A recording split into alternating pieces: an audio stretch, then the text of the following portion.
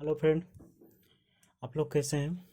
आप लोग का हमारे यूट्यूब चैनल SBCC 777 में स्वागत है। मैं सेल्फ देव प्रकाश मंडल। हम अभी क्लास 10th के यानी वर्ग दशम के गणित पुस्तक के प्रश्नावली 4.3 के 9वें नंबर के प्रश्न का हल करेंगे। ठीक है, तो 9वें नंबर के प्रश्न में क्या कहता है, चलिए देखते हैं। कहता है, दो पानी के नल एक साथ एक हौज को 9.3/8 घंटे में भर सकते हैं। बड़े व्यास वाला नल हौज को भरने में कम व्यास वाले नल से 10 घंटा कम समय लेता है। प्रत्येक नल द्वारा अलग अलग हौज को भरने का समय ज्ञात कीजिए। हमको सबका समय निकालना है। ओके, तो सबसे पहले हम क्या मानेंगे, तो देख लीजिए, मानना पड़ेगा। इसमें क्या मानना है कि माना कि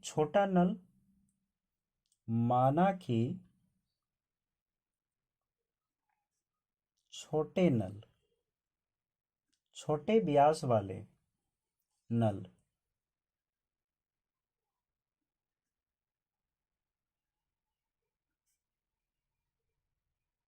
नल को हौज भरने में लगा समय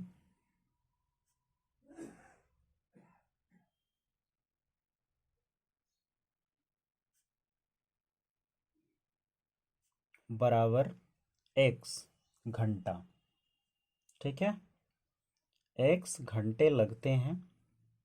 ठीक, अब आगे तो उसी तरह से फिर बड़ा व्यास वाला, तो बड़े व्यास वाले का क्या होगा, तो बड़े व्यास वाले नल को हौज भरने में लगा समय, तो यहाँ देखिए, बड़े व्यास वाला नल हौज को भरने में कम व्यास वाले नल से 10 घंटा कम समय लेता है। अब यहाँ 10 घंटा क्या करता है, कम समय लेता है, तो इसके लिए x माइनस में 10 आ जाएगा ये घंटे में, तो बड़े व्यास का भी हमारा आ गया।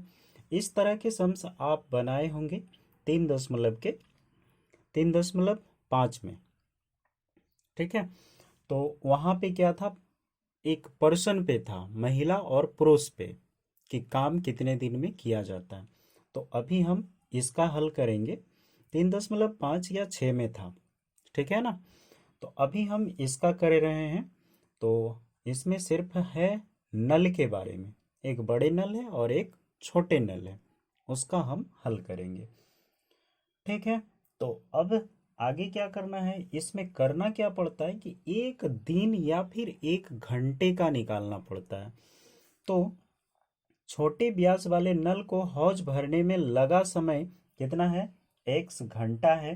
तो एक घंटे में बड़ा नल द्वारा, एक घंटे में, सबसे पहले हम एक घंटे में बड़े नल, सबसे पहले बड़े का ही कर लेते हैं, बड़े नल द्वारा भरा गया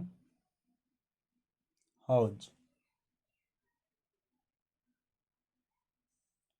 का भाग कितना हो जाएगा, तो हौज का भाग, तो 1 बटा में आ जाएगा x माइनस का 10। ठीक है, फिर इसी तरह एक घंटे में छोटे नल, कौन से नल, छोटे नल द्वारा भरा गया हौज का भाग बराबर में आ जाएगा 1/x। अब हमारा यहाँ तक तो बन के तैयार हो गया। अब क्या कहता है कि एक साथ एक हौज को 9.3/8 घंटे में भर सकता है। ठीक है, तो ये एक साथ भर सकते हैं कितने घंटे में, 9.3/8 घंटे में भर सकते हैं। तो लिखना है कि दोनों हौज को एक साथ, दोनों नल, इस जगह नल लिख दीजिएगा, दोनों नल को एक साथ हौज को भरने में लगा समय, हौज को भरने में लगा समय बराबर हो जाएगा क्या, 9.3/8 है। इसको कैलकुलेशन कर लेते हैं। 8 में 72 और 3 हो गया 75/8। तो दोनों नल को एक समय में भर रहा है, तो 1 घंटे में भरे गए नलों की जो 1 घंटे में निकालेंगे ना, तो वो निकालेंगे। तो चलिए इसका जो है हम कैलकुलेशन कर लेते हैं।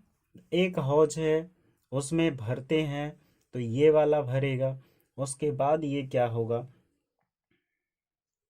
तो 1 घंटे में कितने नल को भर पाएगा, नल का भाग कितना भरेगा। तो 1 घंटे में भरा गया हौज का भाग बराबर, यहाँ देखिए ये तो 75/8 है, तो 1 घंटे में कितना भर लेगा, तो 1/75/8, तो ये 8 ऊपर चल जाएगा। तो 1/1 के नीचे 1/75 गुना में 8 आ जाएगा ऊपर। ठीक है, तो ये हो गया क्या, 8/75। अब हमारे पास ये 8/75 आ गया घंटा। अब क्या करना है, ये चलेंगे हमारे पास। अब हम इसको सजाएंगे इक्वेशन में। तो ये कहता है कि दोनों एक साथ जुट के 9.3/8 यानी 8/75 का समय लेता है। तो दोनों हौज को जोड़ना है। तो एक है हमारे पास 1/x, छोटे वाले का क्या है 1/x घंटा, प्लस में बड़े वाले का 1/x-10 घंटा। ओके, बराबर में हमारे पास आ गया 8/75। अब इसका कैलकुलेशन करेंगे तो हमारे पास समीकरण बन जाएगा। चलिए इसका कैलकुलेशन करते हैं। तो ये हो जाएगा x माइनस में 10, उसके बाद प्लस में ये वाला x हो गया, बटा में आ जाएगा x इंटू एक्स माइनस का 10 बराबर 8/75। अब यहाँ थोड़ा सा कैलकुलेशन कर लीजिए। एक x और एक x क्या हो जाएगा, तो 2x होगा।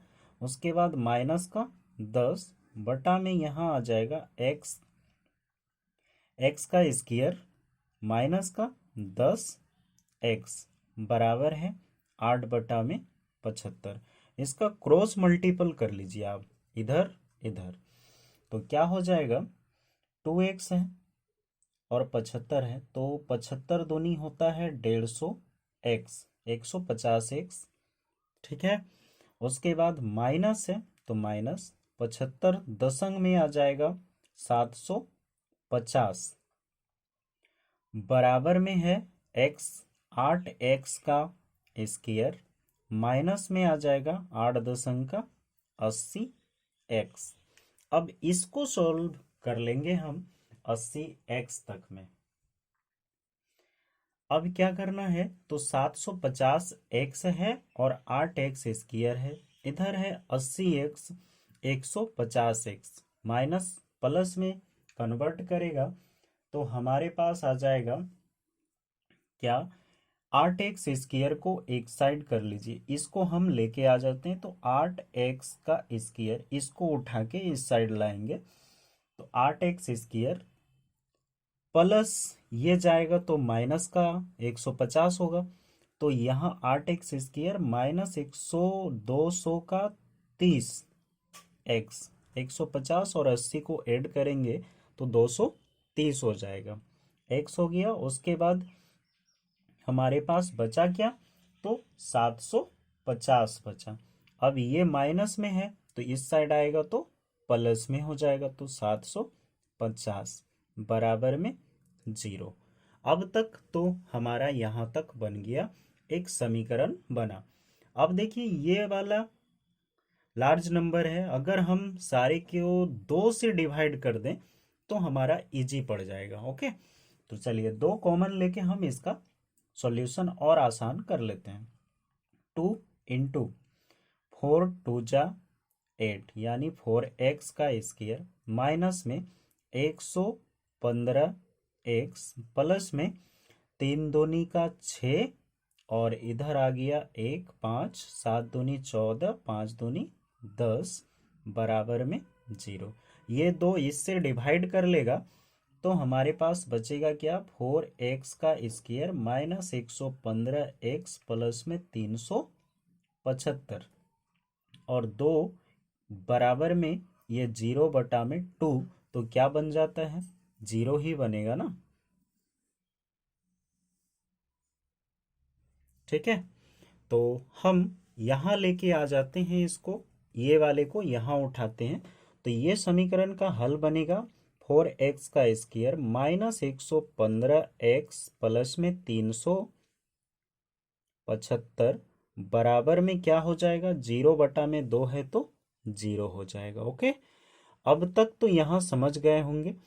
अब हम गुणनखंड विधि या फिर आप द्विघाती समीकरण के मेथड से भी हल कर सकते हैं।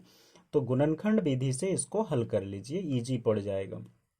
तो यहाँ 4x स्क्वायर है तो 4x का स्क्वायर माइनस में 115x है। ओके, तो 115x को हम कैसे निकालेंगे तो 100 का x हो गया, उसके बाद माइनस का 15x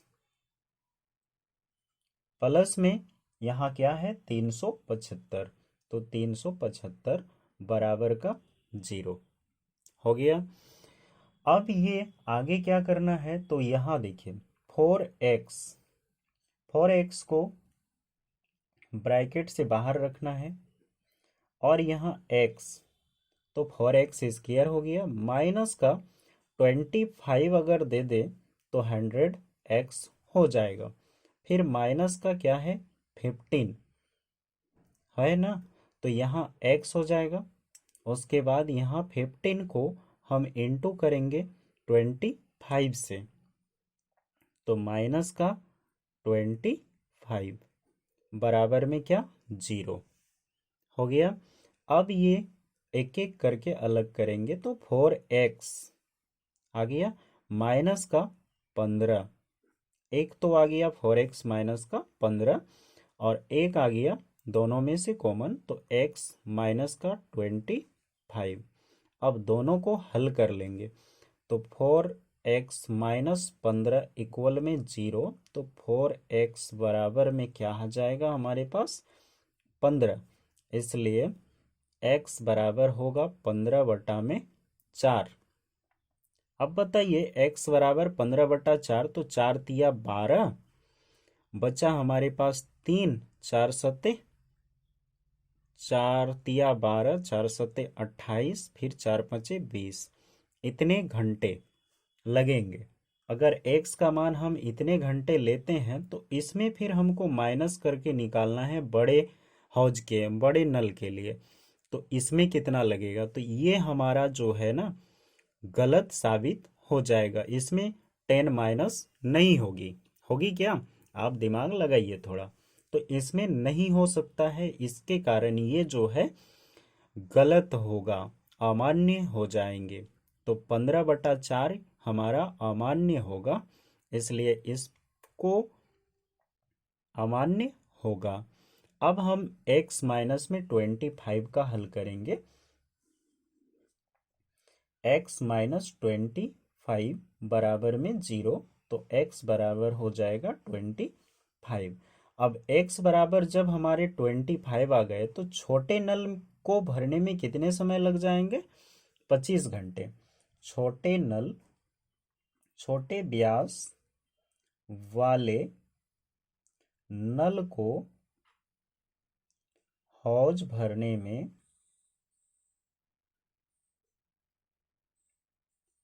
लगा समय बराबर 25 घंटा 25 घंटे। और बड़े व्यास वाले नल को हौज भरने में लगा समय बराबर में आ जाएगा क्या जरा देखिए, तो यहाँ क्या है, x माइनस का 10, तो x माइनस का 10 है, इसलिए यहाँ क्या हो जाएगा, 25 घटा में 10 बराबर हो जाएगा 15 घंटे। तो बड़े ब्यास को भरने वाले, बड़ा के लिए क्या है, बड़े के लिए 15 घंटे और छोटे के लिए 25 घंटे। ये है आपका आंसर। ओके, चलिए, आपको अगर कहीं भी डाउट हो तो आप हमारे कमेंट बॉक्स में लिख के भेज दीजिएगा, हम आपका सॉल्यूशन कर देंगे। हाँ, तो अगला प्रश्न 10, प्रश्न संख्या 10 है।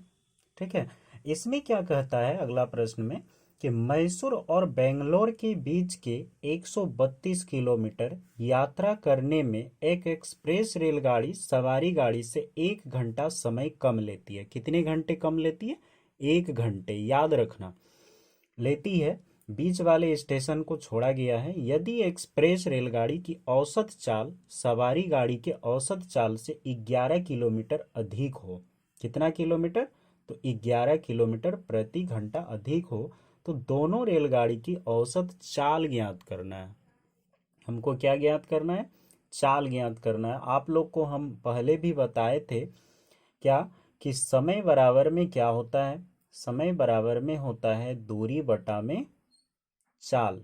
ओके, तो हम दूरी बटा में चाल वाले फॉर्मूले को अपने माइंड में सेट रखेंगे और इसी के आधार से इसका समीकरण तैयार कर लेंगे। तो चलिए, सबसे पहले हम जानते हैं कि चाल क्या है। तो माना एक्सप्रेस रेलगाड़ी की चाल, माना कि एक्सप्रेस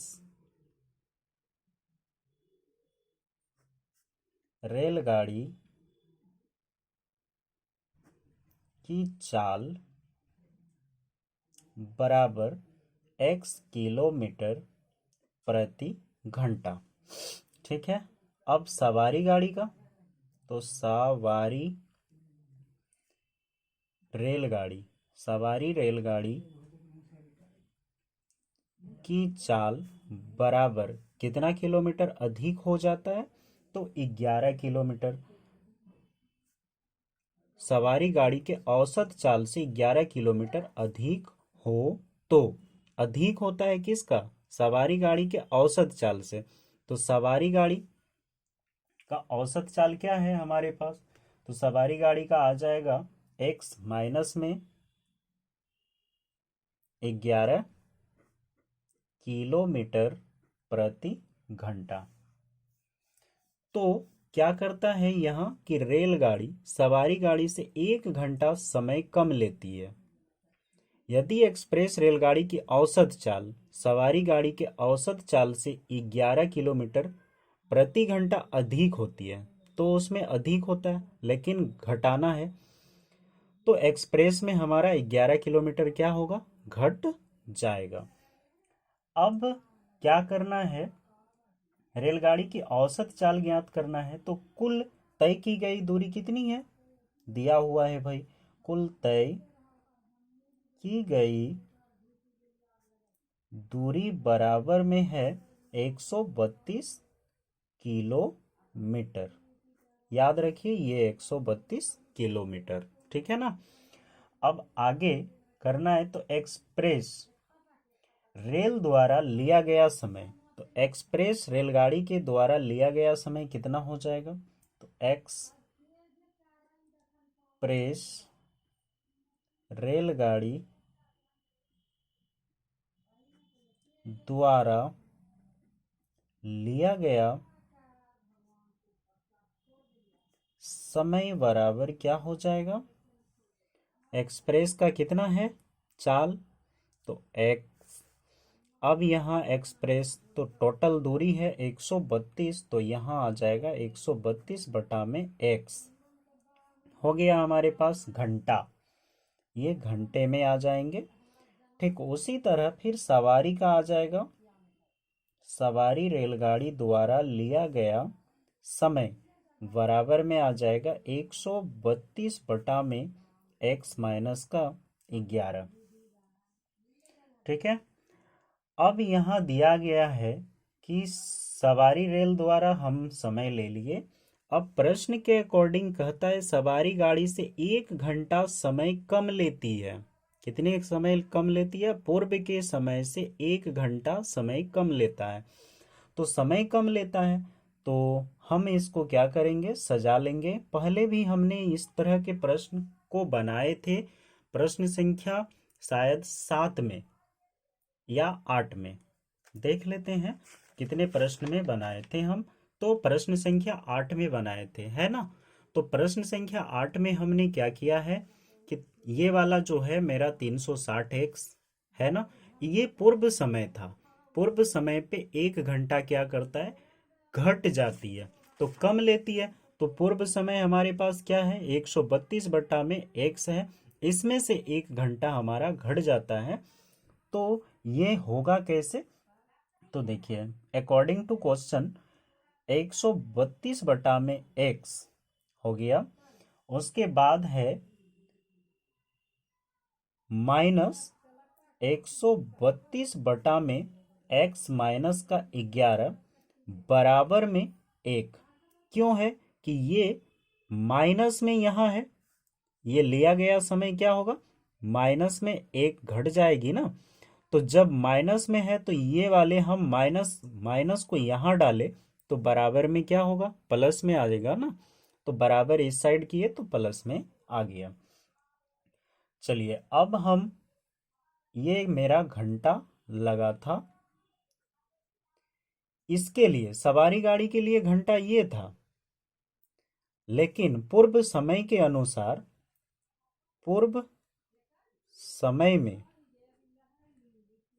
यह 1 घंटे कम हो जाते हैं, 1 घंटे कम जाते हैं।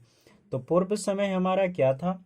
तो पूर्व समय हमारे पास, ये देखिए ध्यान से, तो पूर्व समय हमारे पास 360 यहाँ है, तो यहाँ पे हमारा 132 बटा x में क्या घट जाएगा? 1। तो 132 बटा x माइनस का 1। अब इसी को हम सजाएंगे तो यहाँ माइनस का 1 है, बराबर में 132x है, तो दोनों को एक साइड किए तो यहाँ का क्या होगा? प्लस में 1 हो जाएगा। अब क्रॉस मल्टीपल कर लीजिए, आपका जल्दी ही बन जाएगा। तो 132 x हो जाएगा 132x। उसके बाद यहाँ है माइनस, और ये माइनस में है, ये माइनस, तो 132x हो जाएगा। हमारा थोड़ा सा रॉन्ग हो गया भाई, ये सजाने में थोड़ा गड़बड़ा दिए हम। यहाँ 132 बटा में x माइनस का 11 बराबर, पूर्व समय तो ये है ना, माइनस में आ जाएगा ये, और 132 x बराबर में 1 आ जाएगा, माइनस का 1, प्लस में कन्वर्ट हो गया। अब यहाँ हम बनाएंगे 132x। अब ये वाला 132x, अब ये जो गुना करेगा तो यहाँ क्या होगा? तो यहाँ गुना करेगा तो ये भी हमारा माइनस में 132x आ जाएगा। उसके बाद माइनस और माइनस प्लस हो जाता है, तो प्लस 132 को 11 से गुना करेंगे तो आ जाएगा 1452। ओके। अब हम ये वाले को अलग यहाँ पे करेंगे तो समीकरण, इसका एलसीएम करेंगे तो बराबर में आ जाएगा क्या? x इंटू में x माइनस का 11। अब हम हल कर लेंगे तो 132 दोनों क्या होगा? कट गया। अब हमारे पास बचा कौन सा? तो 1452। अब यहाँ 1452 बराबर में आ जाएगा x का स्क्वायर माइनस का 11x। अब इसको कंपेयर कर लीजिए और आसानी से बना लीजिए। तो 1452 है तो x का स्क्वायर होगा, माइनस का 11x आ जाएगा, और ये प्लस है तो इस साइड हो जाएगा 1452। 52 माइनस में बराबर का 0। ये मेरा बना क्या, समीकरण बन गया। अब इसका हम हल करेंगे तो द्विघाती समीकरण लगा दीजिए आप, या तो फिर आप गुणनखंड विधि लगा लीजिए, आपके वो आप पे डिपेंड करेंगे। तो यहाँ पे हम आ जाते हैं तो x, चलो भाई नीचे ही कर लेते हैं। तो x का स्क्वायर माइनस का 11x है, ये जोड़ के, और यहाँ 1452 चाहिए। तो हमको एक्स स्क्वायर माइनस का हम 44x डालते हैं और फिर प्लस का 33x डालते हैं। तो 44 में 33 घटाएंगे 11 आ जाएगा। उसके बाद माइनस का 1452, चूंकि 44 और 43 को गुना करेंगे तो 1452 हो जाएगी। अब हमारे पास स्पेस कम है, चूंकि अगला प्रश्न भी बनाना है, तो यहाँ आ रहे हैं। ठीक है, तो x का स्क्वायर, x इंटू में x डाल दिए, फिर माइनस का 44 डाल दिए।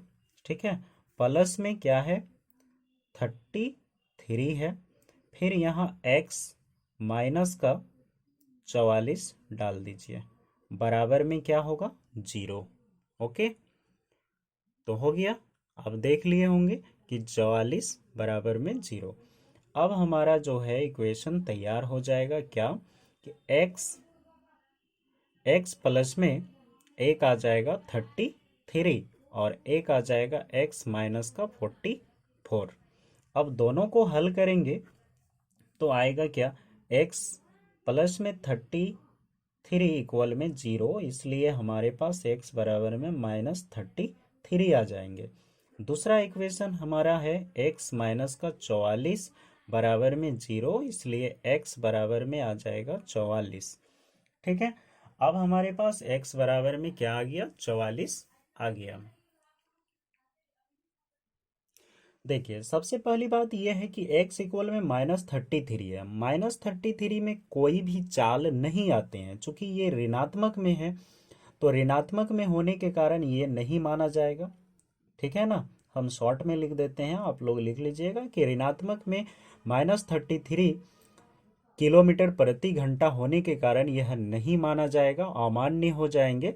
तो हमारा माना किया जाएगा x बराबर में 44, इसको हम मानेंगे। यानी हमारा जो है एक्सप्रेस गाड़ी की चाल जो है वो क्या है, एक्सप्रेस की चाल 44 किलोमीटर प्रति घंटा है। ओके, अब 44 किलोमीटर प्रति घंटा है एक्सप्रेस का चाल, तो यहाँ लिख देना है कि एक्सप्रेस का चाल बराबर 44 किलोमीटर प्रति घंटा। सवारी गाड़ी की चाल बराबर हो जाएगा क्या, देखिए सबसे पहले x माइनस में 11 है, तो x का वैल्यू है 44, घटाव में 11, बराबर में आ जाएगा 33 किलोमीटर प्रति घंटा। ये दोनों आपका आंसर है, ये नहीं लिखना है भाई। ठीक है ना, तो ये एक आंसर और ये एक आंसर है। ठीक है, आप सजा लीजिएगा अच्छे ढंग से। अब नेक्स्ट अगला प्रश्न जो है वो है लास्ट प्रश्न 11 नंबर के, तो 11 नंबर के प्रश्न का भी हल करेंगे। तो अगला प्रश्न हमारे पास 11 नंबर के प्रश्न है, जो आखिरी प्रश्न है इस प्रश्नावली का। ठीक है, इसमें क्या कहता है, दो वर्गों के क्षेत्रफल का योग 468 मीटर स्क्वायर है। क्षेत्रफल का योग है, यदि इनके परिमापों का अंतर 24 मीटर हो तो दोनों वर्गों की भुजा ज्ञात कीजिए। तो इसमें क्या है ना कि पहले हम डायग्राम बना लेते हैं। इसको हल करने से पहले हम दो वर्ग बना लेते हैं, एक बड़ी वर्ग है और एक छोटी वर्ग है। ठीक है, हम वर्ग बना लिए। एक की भुजा ये वाले को हम x मीटर मानते हैं और एक की भुजा ये वाले को हम y मीटर मानते हैं। ओके, अब जब हम मान लिए तो एक इस वर्ग का क्षेत्रफल क्या हो जाएगा, तो x का स्क्वायर हो जाएगा और इसका क्या हो जाएगा, तो y का स्क्वायर हो जाएगा। मतलब x स्क्वायर x वाले भुजा का वर्ग है, वर्ग का क्षेत्रफल है, और वाई स्क्वायर वाई वाले भुजा का के वर्ग का क्षेत्रफल है। ओके, अब हम परिमाप निकालेंगे। तो क्षेत्रफल तो हमारा निकल गया एक्स स्क्वायर और वाई स्क्वायर। तो क्षेत्रफल बराबर में एक्स स्क्वायर और क्या लिए हैं, वाई का स्क्वायर। अब परिमाप, परिमाप में क्या आ जाएगा, तो देखिए परिमाप बराबर में 4 गुना भुजा होता है। तो परिमाप बराबर होगा इसके लिए, एक्स भुजा के लिए 4x और वाई भुजा के लिए हो जाएगा 4y, 4 गुना में भुजा। परिमाप हो गया। अब हम क्या करेंगे, ये दो दो समीकरणें दिया है। एक बोला है कि दो वर्गों की योग का योग 468 है। तो दो वर्ग में क्या क्या है, अकॉर्डिंग टू क्वेश्चन पे, अब क्वेश्चन पे चलना है, प्रश्नानुसार या अकॉर्डिंग टू क्वेश्चन आप लिख सकते हैं।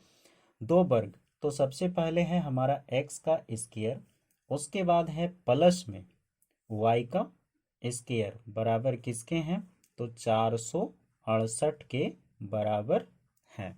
हो गया, इसको आप समीकरण 1 मान लीजिए। फिर दूसरा क्या कहता है, परिमापों का अंतर कितना है, तो 24 मीटर है। ओके, तो यहाँ परिमाप क्या लिए हैं, 4x माइनस में 4y बराबर में क्या है, 24। अब इसको थोड़ा सॉल्यूशन करके तब हम समीकरण में बदल लेंगे। तो 4 कॉमन मिल रहा है, तो 4 से हम इसको भाग दे देते हैं, या फिर कॉमन आप ले लीजिए 4 का। तो 4 या x माइनस में, सॉरी यहाँ 4y होता ना, माइनस में y बराबर में क्या है, 24 है। तो x माइनस वाई बराबर 24/4, तो 6 चौके 24, x माइनस वाई बराबर में आ गया 6। ये बना समीकरण 2। समीकरण 2 से हम x का वैल्यू निकाल लेंगे, तो क्या हो जाएगा हमारा, तो समीकरण 2 से जब हम x का वैल्यू निकालते हैं तो वो क्या हो जाएंगे कि x बराबर में हमारे पास आ जाएगा 6 प्लस में y। ठीक है, तो 6 प्लस में हमारे पास y, या फिर y प्लस में 6 आप ला सकते हैं। तो x का वैल्यू हमारे पास आ गया, समीकरण 3 हो गया। अब हम आगे सेट करेंगे कि x का मान समीकरण 1 में रखने पर, तो x का मान समीकरण 1 में रखने पर, तो चलिए 1 में हमारा क्या समीकरण है, तो x का स्क्वायर है प्लस में y का स्क्वायर बराबर में 468 है। तो यहाँ हम आ जाते हैं, x के स्क्वायर के जगह पे हम 6 प्लस में y को रखेंगे। आप ऐसे कीजिए, y प्लस में 6 थोड़ा अच्छा लगेगा, ए बी। तो यहाँ पे हमारा y प्लस में 6 का स्क्वायर हो गया, एक्स स्क्वायर प्लस में वाई स्क्वायर बराबर में 468। ये तो अभी चलेगा। ए प्लस बी का होल स्क्वायर है, तो ए का स्क्वायर प्लस में बी का स्क्वायर प्लस में 2a गुना में बी बराबर का y का स्क्वायर, सॉरी प्लस में y का स्क्वायर बराबर है 468। अब देखिए वाई स्क्वायर बराबर में हो जाएगा 2y का स्क्वायर प्लस में 6 हो गया 36, प्लस में यहाँ आ जाएगा 6 दूनी 12y, 12y हो गया बराबर में हमारे पास आएगा 468। ठीक है, अब हम आगे निकल रहे हैं कहाँ, कि 2y का स्क्वायर प्लस में 12y बराबर में 468 में 32 को घटा दीजिए, तो कितना आ जाएगा, 468 में हम 32 को अगर घटा देते हैं तो हमारे पास आ जाएंगे 406 2, और इधर से आ जाएगा 6 6 में 3 तो 3 और 4, 432 आ जाएंगे। ठीक है, अब इसको हम समीकरण में बदल लेंगे। तो टू से अगर हम सारे को डिवाइड कर दें या फिर टू कॉमन लेके बना ले तो इजी वे में बनेगा। कैसे? तो 2y का स्क्वायर प्लस में 12y माइनस में 432 बराबर में 0। अब हमारा ये समीकरण है। तो 2 कॉमन लिए, y का स्क्वायर प्लस में 6y माइनस में 2 दूनी 4 और 1, 6 दूनी 12 हो गया बराबर में 0। अभी अभी हमने बताया कि 0 को कैसे हटाना चाहिए था। तो y का स्क्वायर प्लस में 6y माइनस में 216 बराबर में 0/2। तो यहाँ देखिए y स्क्वायर प्लस में 6y माइनस में 216 बराबर में क्या आ जाएगा? 0 आ जाएंगे। हो गया। अब ये मेरा जो है अभी फिलहाल समीकरण है, इसको हम गुणनखंड विधि से हल कर लेंगे। इजी वे में मेरा बन जाएगा। तो गुणनखंड विधि से हल करेंगे तो y का स्क्वायर होगा प्लस 6y है, तो जोड़ने या घटाने पर हमको 6 ही चाहिए और गुना करने पे हमको कितना चाहिए? माइनस का 216 चाहिए। ओके, तो चलिए हम यहाँ पे लेते हैं 18 और 12। 18 और 12 अगर ले लेंगे तो 12 को 18 से गुना करेंगे तो 216 हो जाएगी। तो और 18 में 12 को घटाएंगे तो 6 भी आ जाएंगे। तो प्लस में हमारा आ जाएगा 18 का y माइनस में आ जाएगा 12 का y। तो 6y माइनस का 216 बराबर में 0। अब यहाँ y इंटू में y प्लस में 18 डाल देते हैं तो 18y हो गया माइनस में 12 इंटू में y और प्लस में हम अगर 18 डाल दें तो माइनस का 216 हो जाएगा 0। अब हमारे पास आया क्या? जरा गौर से देखिएगा क्या है। तो y माइनस का 12 आ गया। अब फिर दोनों में कॉमन मिल रहा है तो y प्लस का 18। बस ये दो तो आ गए। अब ये दोनों को फिर क्या करना है? हल करना है ये दोनों को। ये इसमें क्या कहता है तो देखिए y माइनस 12 इक्वल में 0, इसलिए y बराबर हमारे पास आ जाएगा 12 मीटर। ये भुजा आ गया हमारा y का, ये दोनों तो एक ही है, कन्वर्ट हो जाएगी। अब यहाँ पे y का हमारा भुजा आया कितना? 12 मीटर। अब क्या है कि x का भी निकालेंगे तो x, अब यहाँ एक दूसरा समीकरण है हमारे पास। क्या? देखिए गौर से, y प्लस में 18 है ना, तो y प्लस में 18 बराबर में 0, इसलिए y बराबर क्या हो जाएगा? माइनस का 18। और माइनस जहाँ आ गया तो ये ऋणात्मक है, जिसके कारण इसको नहीं माना जाएगा। तो ऋणात्मक है तो वो भुजा नहीं होगी, भुजा प्लस वाले में होगी, धनात्मक में। तो धनात्मक हमारे पास 12 है। अब हम x का वैल्यू निकालेंगे तो x बराबर में क्या था? समीकरण 3। तो y प्लस में 6 था, तो x बराबर हमारे पास आ जाएगा 12 जोड़ा में 6, तो x बराबर हो जाएगा 18। तो एक भुजा, एक वर्ग की भुजा, जो प्रथम वर्ग x वाले वर्ग थे उसकी भुजा है 18 मीटर और एक है 12 मीटर। तो इसका इस वर्ग की भुजा जो है वो कितने हैं? 18 का, और इसका कितना है? 12 का।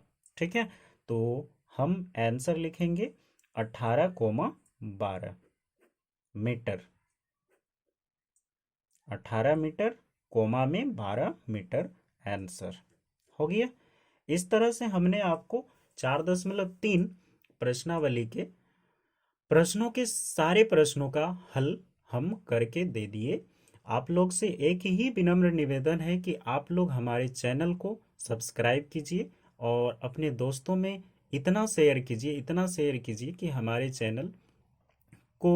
चैनल के वो भी वीडियो को देखें और देखने के बाद वो भी अपने बोर्ड के एग्जाम में लाभ प्राप्त करें, अच्छे नंबर से पास करें। ठीक है, तो चलिए, थैंक यू फॉर वॉचिंग।